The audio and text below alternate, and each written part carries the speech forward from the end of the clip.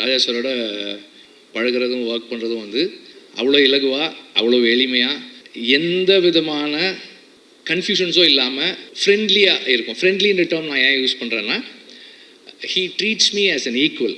அவர் முதல் படத்துக்கு மியூசிக் பண்ணும்போது எனக்கு 1 வயசு. ஸோ ஆனால் என்னோட அவர் பேசும்போது படம் பார்த்துட்டு என்கிட்ட சொன்னார், நான் சஜஷன்ஸ் சொல்லலாமா அப்படின்னு கேட்டார்.